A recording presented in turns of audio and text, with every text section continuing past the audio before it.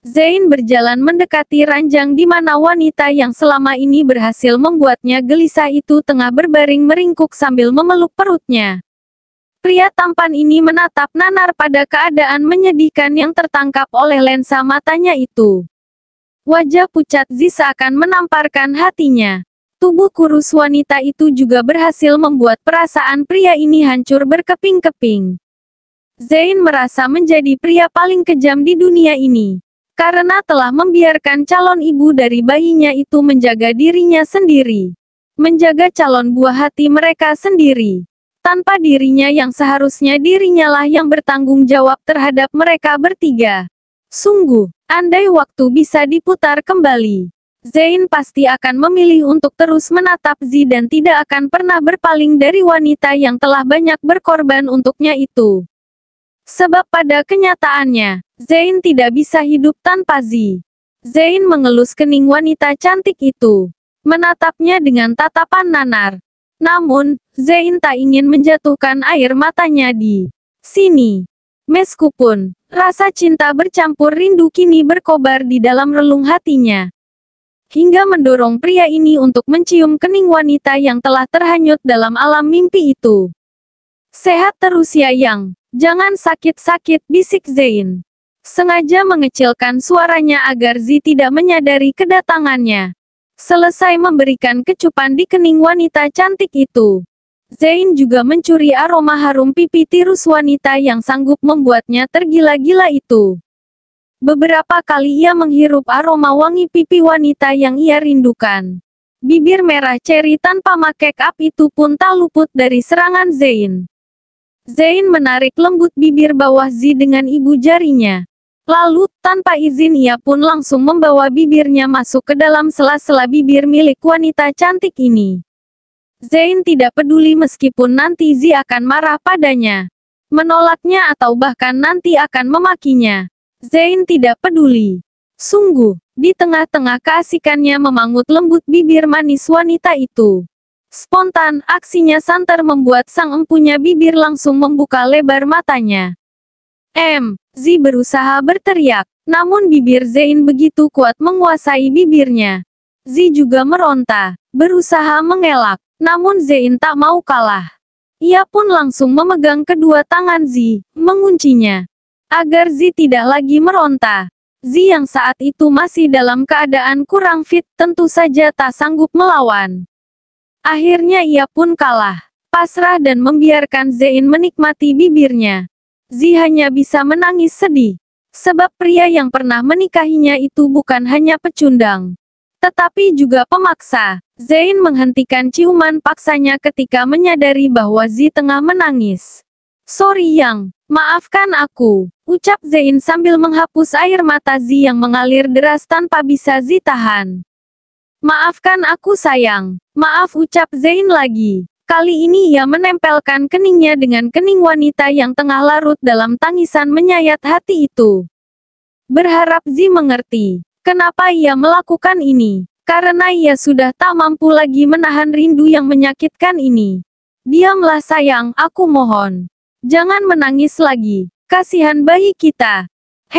Bujuk Zain lembut. Namun sayang, bujukan yang Zain lakukan tak ubahnya seperti jarum yang menghujam hatinya. Bagaimana tidak? Saat ini, pria yang membujuknya ini adalah sumber penyakit baginya.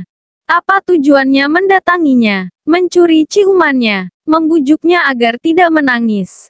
Padahal saat ini dirinya lah yang memberikan luka terperih di dalam hatinya. Awalnya, ketika melihat keluarga sang mantan begitu baik padanya, Zi berniat untuk tetap menyambung tali silaturahmi terhadap Zain.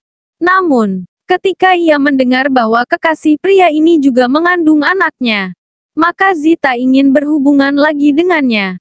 Zi sangat membenci Zain. Sangat-sangat benci. "Yang please, jangan menangis. Apa kamu tahu, air matamu sangat menyakitiku. Aku tak sanggup melihatmu menangis Yang." "Demi Tuhan," ucap Zain. Masih setia mengelus rambut Zi dan menatapnya penuh cinta. Zi melirik Zain dengan lirikan penuh permusuhan. Ia ingin menunjukkan pada Zain bahwa dirinya baik-baik saja. "Apa pedulimu?" tanya Zi. mulai mau membuka isi hatinya. Yang, aku tahu kamu marah padaku. Tapi percayalah, aku nggak bisa hidup tanpamu Yang. Jawab Zein, seraya mendekap kepala wanita yang sangat ia cintai ini. Jangan panggil aku dengan panggilan seperti itu, aku jijik mendengarnya. Ucap Zizi serius. Yang, I am sorry. Maafkan aku. Zein kembali mencium kening Zizi yang saat ini berada dekat dengan bibirnya. Untuk apa minta maaf? Bukankah urusan kita sudah selesai? Pergilah, tolong jangan ganggu aku lagi. Kita sudah jadi orang lain, sekarang. Terserah kamu mau ngapain dan terserahku mau ngapain. Jika aku tak ingin berteman denganmu, bukankah itu boleh? Pergilah, ucap Zi sembari membuang pandangannya ke arah lain. Kali ini, tak setetes pun air mata yang dikeluarkan, agar Zein percaya bahwa dia baik-baik saja. Enggak, aku nggak mau jadi orang lain dalam hidupmu. Aku nggak mau lepas dari kamu. Kamu milikku Zi, calon bayi kita juga milikku. Terserah bagaimana penilaianmu terhadapku. Sampai kapanpun aku tak akan membiarkan kalian pergi lagi dariku. Bahkan sampai jiwa ini meninggalkan raga untuk selama-lamanya. Zein enggan melepaskan dekapannya. Meskipun beberapa kali Zi meronta dan memukul kesal lengan Zein. Please Zein, jangan mengada-ada. Daripada kamu membuang-buang waktumu percuma. Bukankah lebih baik kamu urus saja pacarmu yang tengah hamil juga kan? Ucap Zi sengit. Tidak sayang, kamu jangan terpancing oleh wanita sialan itu. Dia sedang tidak hamil, dia berbohong. Aku nggak pernah sekalipun tidur dengannya. Aku nggak bohong Yang. Kamu pikir aku peduli? Yang aku mau sekarang. Kamu pergi saja dari kehidupanku. Aku nggak mau terlibat masalah apapun denganmu. Hubungan kita sudah berakhir Zein. Mengertilah, pinta Zi terlihat kesal dan frustasi. Sudah ku bilang, hubungan kita tidak akan pernah berakhir Zi. Malam ini juga aku merujukmu. Tak ada alasan bagimu untuk menolakku. Aku akan melaksanakan syarat wajib rujuk dan mengurus semuanya. Agar pernikahan kita kembali lagi utuh. Aku ingin membesarkan anak-anakku sendiri dan aku pastikan. Tak akan ada seorang pun yang bisa menghalangiku. Termasuk papa, ucap Zein yakin. Zein kembali memeluk Zi, naik ke atas ranjang Zi dan menyembunyikan wajahnya di tengkuk wanita itu. Membuat Zi tak bisa bergerak karena terkunci. Zi membalikkan tubuhnya, lalu dengan kesal. Ia memukul benci dada Zein. Agar pria ini segera melepaskannya dan pergi. Zi benci pria pemaksan arogan jelek ini. Menatap kesal pada pria itu. Zi lelah. Zi kehilangan tenaga. Akhirnya ia pun hanya bisa menatap penuh amarah pada Zein. Sambil menutup mulutnya agar Zein tak lagi memaksa mencuri bibirnya. Sayangnya bagi Zein, tatapan kemarahan itu adalah seperti sebuah ungkapan keinginan untuk dimanja. Zein tersenyum manis sambil mengelus kening Zi. Mengingat wajah menjengkelkan Zein. Zi jadi teringat sesuatu. Ada tombol rahasia di sisi ranjangnya untuk memanggil seseorang jika sampai Zein datang. Tanpa berpikir panjang, Zi pun segera menekan tombol itu agar seseorang segera datang untuk menyeret pria menjengkelkan ini keluar dari kamarnya. Di sisi lain, Bima terus berlari di bawah guyuran air hujan sambil menggendong wanita pemabuk di punggungnya, karena mereka masih dikejar oleh beberapa orang yang masih marah pada wanita yang ada di punggungnya. Beruntung, ketika sampai di ujung gang, teman Bima masih setia menunggu di sana. Dengan cepat sang sahabat langsung membukakan pintu untuk Bima dan wanita yang saat ini terus tersenyum tanpa dosa itu. Hati-hati Bim, ucap sahabat Bima memperingatkan. Oke, terima kasih. Jawab Bima. Secepat kilat akhirnya mereka pun masuk ke dalam mobil. Lalu tancap gas meninggalkan tempat menyeramkan ini. Di dalam mobil, Bima terlihat begitu perhatian terhadap Vita. Ia mengambilkan jaket miliknya yang ia gantung di jok belakang mobil membuat teman yang melihat perlakuan Bima terhadap Vita menjadi curiga. Kamu kenal tuh cewek Bim? Tanyanya penasaran. Ya, Dia pacar teman SMA-ku, jawab Bima jujur. Bukan, aku bukan pacarnya, aku musuhnya. Hahaha, sahut Vita sembari menolak kasar jaket yang hendak Bima pakaikan. Ih, jangan pegang-pegang, tolak Vita marah. Namun Bima tidak menyerah. Ia terus memaksa Vita memakai jaket miliknya.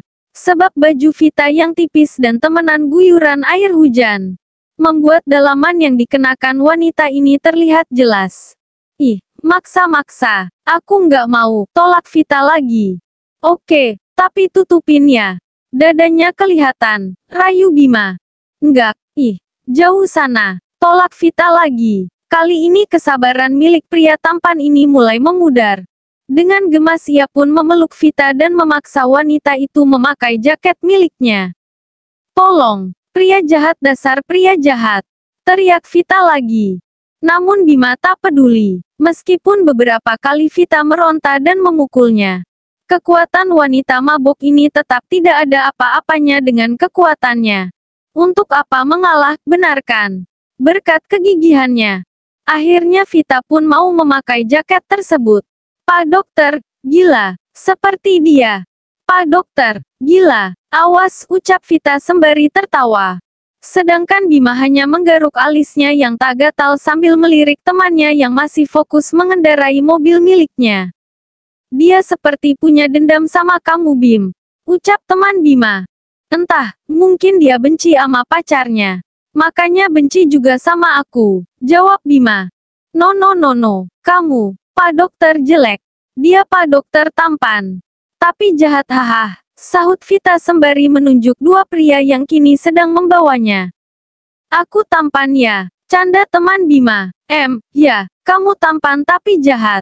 Kamu jelek juga, menyebalkan. Pak Dokter jelek, sangat jelek. Vita kembali tertawa. Lalu, sedetik kemudian ia menangis.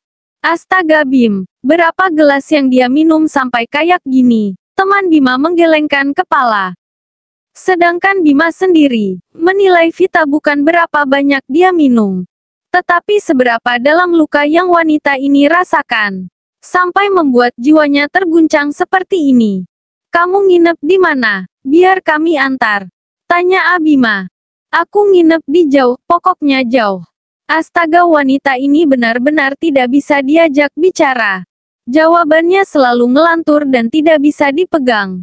Untuk mengurangi perdebatan tidak bermutu itu, akhirnya Bima pun memutuskan untuk membawa Vita pulang ke rumahnya.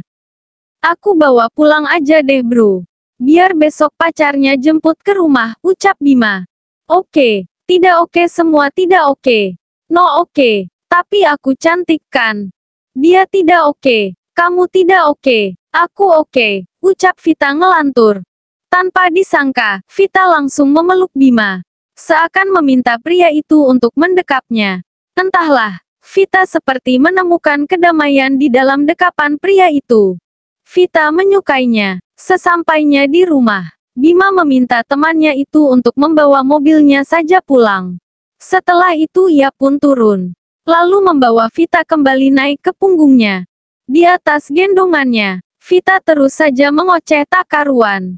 Marah, memaki dan menyebut Zain adalah pria bodoh yang tak punya hati. Beberapa kali, wanita ini juga mengumpatinya, mengatakan bahwa dirinya adalah dokter jelek, bodoh dan jahat. Semuanya jahat. Bima membawa Vita ke kamar tamu di rumahnya. Langsung membawa wanita itu ke kamar mandi. Karena baju mereka basah kuyup. Bima tak mau disalahkan kalau sampai Vita demam. Ih, mau ngapain? Vita mendorong Bima. Lagi-lagi Bima tak peduli. Ia pun langsung menyalakan shower. Membilas tubuh Vita agar air hujan yang menempel di tubuh wanita itu segera hilang.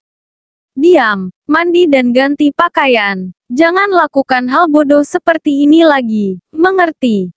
Ucap Bima. Setelah itu ia pun keluar meninggalkan Vita yang asik bermain air. Kemudian ia meminta asisten rumah tangganya untuk membantu Vita mengganti pakaian. Sedangkan ia sendiri harus membersihkan dirinya dari sisa-sisa air hujan. Agar dia sendiri tidak masuk angin. Di sisi lain, Zain segera bersembunyi ketika mendengar suara langkah kaki mendekati kamar di mana wanita yang ia cintai itu dirawat.